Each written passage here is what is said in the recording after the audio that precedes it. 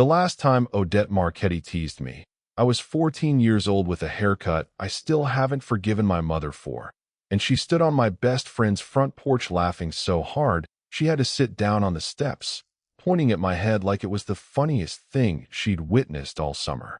11 years later, she walked into that same house for her cousin's 4th of July barbecue, spotted me across the backyard, and went completely, dangerously quiet. Not a laugh, not a single joke about my hair, which had, for the record, improved significantly since then. Just a look, steady and searching, the kind that made a grown man forget he was holding 2 beers meant for 2 different conversations. My name is Tobias Kane. I was 29, a mechanical engineer who spent his days elbow deep in machinery that made sense according to predictable, measurable rules, which was probably why nothing about Odette Marchetti had ever made sense to me. Not then, and, apparently, not now either. Odette was my best friend Marcus's cousin, 3 years younger than us, which meant for most of my adolescence she'd been the kid who showed up at family gatherings to torment us relentlessly. She put salt in my soda at a 4th of July barbecue when I was 15 and laughed for a solid week about it. She told the entire extended Marchetti family I'd cried during a horror movie, which was technically true but did not need to become a permanent piece of family lore.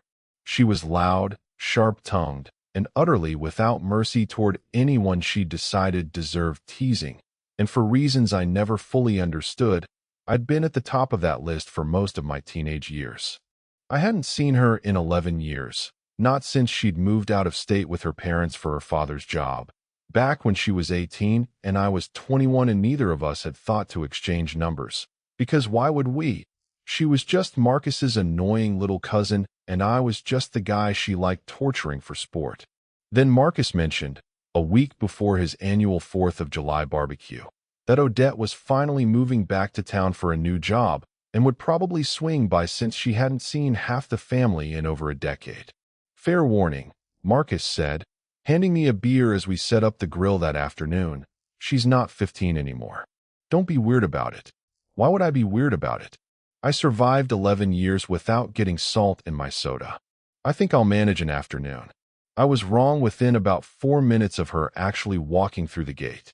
She'd changed in every way you'd expect 11 years to change someone, and in several ways I hadn't been remotely prepared for. Taller, somehow, though that seemed physically impossible given how she'd already been fairly tall at 18. Hair darker than I remembered, pulled back loosely, a few strands catching the afternoon sun, and an expression, when she spotted me across the yard, that had absolutely nothing in common with the gleeful, mischievous look I associated with every single memory I had of her. "Tobias Kane," she said, crossing the yard toward me with the same confident, unhurried walk I remembered, except everything underneath it had shifted into something else entirely. "You got tall. You got quiet." I was fully prepared for a soda salting situation. "This is deeply unsettling." She laughed, and even that had changed, lower now, less the sharp cackle of a teenager and more something warmer, something that landed somewhere in my chest I hadn't braced for. "I've retired from soda salting. Mostly. I reserve the right to reinstate the policy if the situation calls for it." "Understood. I'll stay vigilant." We ended up talking for most of the afternoon, drifting away from the main crowd toward the side of the yard, where Marcus kept a couple of folding chairs nobody else seemed interested in using, catching up on 11 years compressed into conversation the way you do when there's suddenly a decade of silence to account for. She told me about the 3 different cities she'd lived in since leaving, the master's degree she'd finished 2 years ago, and the new job that had finally brought her back. I told her about the engineering firm, the apartment I'd bought last year, and the various small disasters of adulthood I'd accumulated in her absence.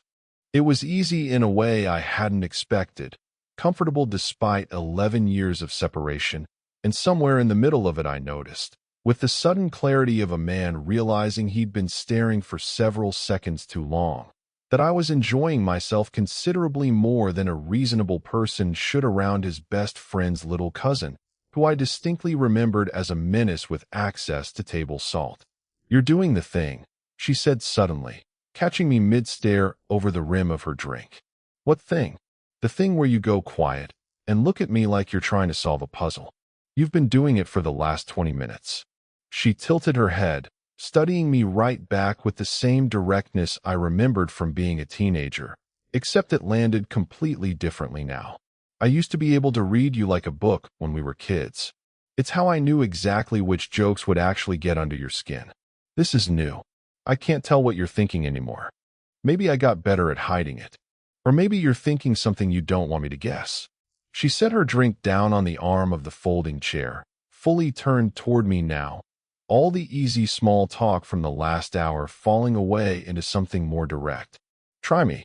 What's the puzzle, Tobias?" I should have laughed it off. That was the safe move, the old family friend move, the one where I made a joke about her interrogation skills and asked if Marcus had inherited them too. Instead, I sat there under a sky just starting to go orange with the promise of fireworks later, looking at a woman who used to salt my soda for entertainment and found I didn't have the energy left to keep dodging. The puzzle is that I spent most of my teenage years thinking of you as Marcus's kid cousin who existed specifically to embarrass me in front of the extended family, I said slowly. And you've been back in my life for exactly 3 hours. And somewhere in there that entire category just quietly stopped applying, and I don't really know what to do with that information. Odette went very still, the noise of the barbecue behind her fading into something distant and unimportant. "Tobias, I know how that sounds," I said quickly. "I know we have 11 years of you tormenting me and me being your cousin's annoying best friend to account for. And I know this is exactly the kind of thing that gets weird fast if I've misread the last 3 hours entirely." "You haven't misread it," she said, and something in her voice had shifted, steadier now, less playful than it had been all afternoon. "I've been sitting here for the last hour trying to figure out how to tell you that I used to tease you mercilessly because it was the only way I knew how to get your attention without admitting I actually wanted it." I stared at her. "What?" "I had a crush on you when I was 16, Tobias. Objectively humiliating timing, given you were 19 and my cousin's best friend and completely oblivious. And I dealt with it the way any self-respecting 16-year-old deals with an inconvenient crush, by putting salt in your soda and telling everyone embarrassing stories about you." She laughed, short and a little disbelieving at herself. "I told myself I grew out of it once I moved away. Mostly I did. And then I walked through that gate today and saw you standing by the grill, and every single feeling I thought I'd left behind 11 years ago just came right back. Except now I'm 26, and salting your soda doesn't feel like a viable strategy anymore." The yard had gone quiet around us. Or maybe it was just that I'd stopped hearing anything except her voice, the distant sound of Marcus's kids running through a sprinkler somewhere behind us, and the low murmur of the family who had no idea 11 years of teasing was apparently about to be fully reclassified. "You had a crush on me," I repeated slowly. "This entire time, all that teasing. Was me being a coward about it? Yes. It's a very effective coping strategy when you're 16. Considerably less effective when you're 26 and sitting in a folding chair trying to figure out how to say it properly instead. I never had a clue. You weren't supposed to have a clue. That was rather the point of the salt." She studied my face, careful, searching, the same way she'd been looking at me since she first walked through the gate. "What about you? You've been staring at me for the better part of an hour like I'm a puzzle you're trying to solve. I'd like to know what the actual puzzle is, now that we're being honest." I exhaled, because there wasn't a version of this conversation that got easier by stalling further. "The puzzle is that I've spent this entire afternoon comparing the woman sitting in that chair to the 15-year-old who used to torment me, and I keep coming up completely unable to reconcile the two. Except that somewhere underneath all of it, I think I've been quietly hoping you'd come back exactly like this." Odette's breath caught, soft and sudden. "That's a very specific thing to admit at a 4th of July barbecue. I've had roughly 3 hours to build up to it. I'm working with a tight timeline before the fireworks start." She laughed, real and warm, the kind of laugh I remembered from being 15, except entirely recontextualized now. And something in that laugh settled the last of the nervous energy sitting between us. "For what it's worth," she said, "I think this might be the least embarrassing conversation we've ever had, given the historical bar we're working with." You set a low bar. There was salt involved. There was extensive salt involved. I stand by the strategy at the time. I'm just glad we've moved past it. She reached over, closing some of the distance between the two folding chairs, close enough now that the space between us had shifted into something entirely different than it had been an hour earlier. "So what do we do about this?" "I just moved back to town. You're Marcus's best friend. This is either the easiest possible situation to figure out or the most complicated, and I genuinely can't tell which yet." "I vote easiest," I said. "We've already survived 11 years of history and one deeply hostile soda incident. I think we can survive whatever this turns into." Bold, for a man who just found out his childhood tormentor had a crush on him the entire time. I contain more resilience than my hair situation at 14 might suggest. That got a real laugh out of her, and I reached over and took her hand, slow and deliberate, giving her every chance to pull back if this wasn't actually where she wanted to land. She didn't. Her fingers laced through mine easily, steady in a way that told me 11 years of distance had just quietly, thoroughly collapsed into something neither of us wanted to take back. "For the record," she said, quieter now, "if I'd known salt was the wrong strategy, I would have tried something else entirely back then. I'm almost afraid to ask what the alternative strategy would have looked like. You'll never know. Some secrets stay buried." She smiled, and I leaned in, giving her every chance to change her mind.